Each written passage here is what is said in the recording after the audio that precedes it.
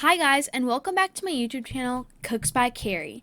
If you're new here, I'm Carrie, and for today's video, I'm going to be sharing how to make this juicy oven-baked chicken breast from cafedelights.com.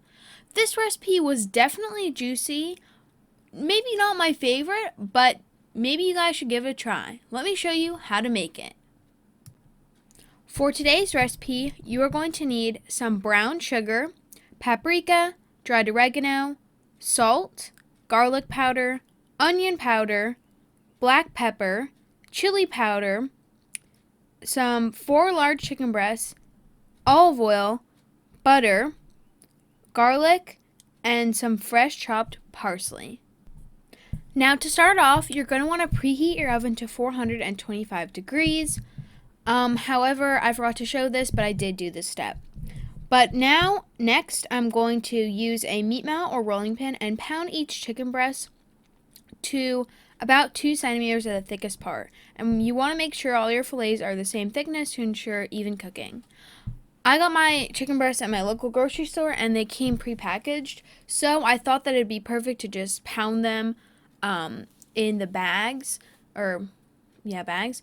And you want to be careful just because mine were already pretty thin. So if you already have pretty thin, just make sure you're not going to like crush them or have any make them break apart.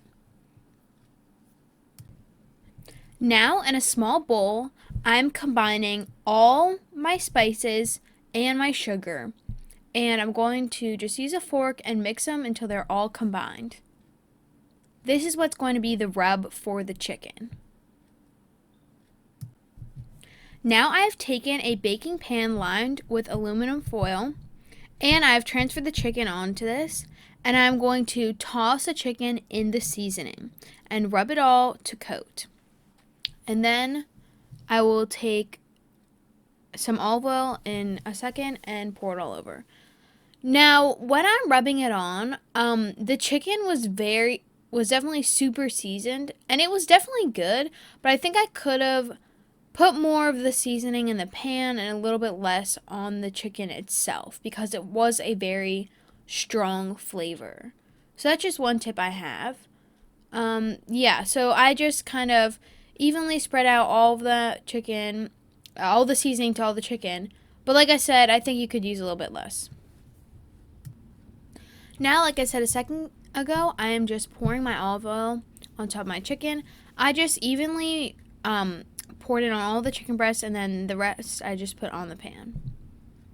There's not like an exact correct way to do this, just evenly spread it all out. Now that my oven is preheated, I'm going to go ahead and put in my chicken, and it took me about, I would say, 16 minutes to cook the chicken, but it can take anywhere from 16 to 18. Or just make sure that the internal temperature is 165 degrees. And so here you can see that now I'm checking it and they are all done. Now before we continue with the video, please subscribe, leave a thumbs up, comment down below, and ring that notification bell. I have a goal of 100 subscribers, so if you could please subscribe, that'd be greatly appreciated. Alrighty, let's continue with the video. Alrighty, so now that I've pulled out my chicken, what we want to do is we want to broil it for the last couple minutes. So I'm turning the broiler onto high, and I've removed the chicken from the oven as you've seen, and I'm just going to leave it there for 2 minutes while I let the oven heat up.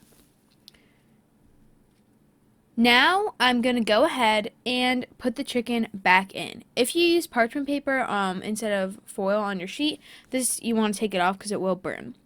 Now, when we put the chicken in, you have to watch it closely because it will burn. So you have to be careful.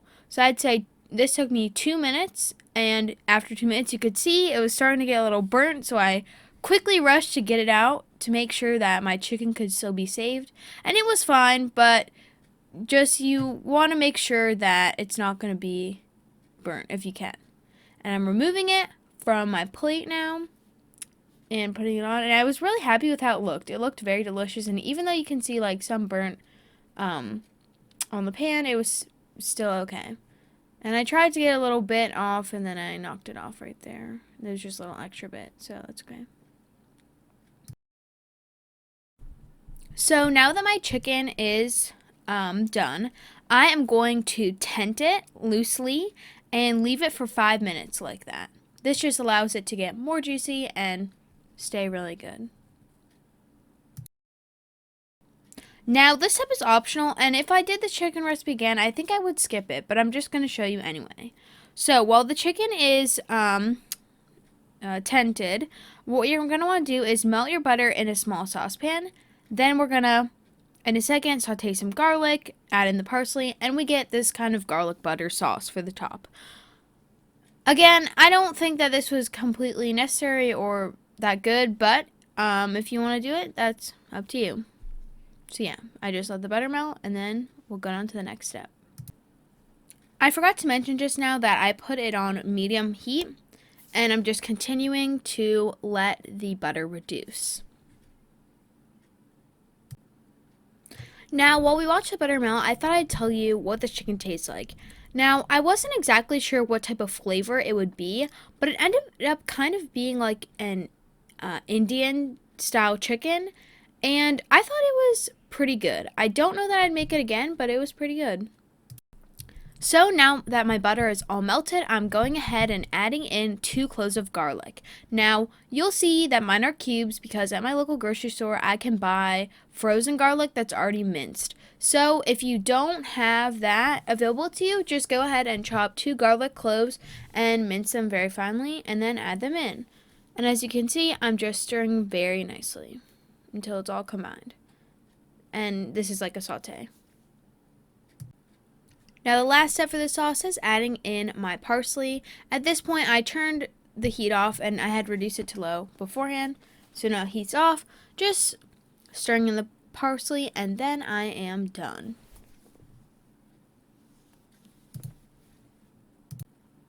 So now it has been 5 minutes and I'm ready to untent my chicken.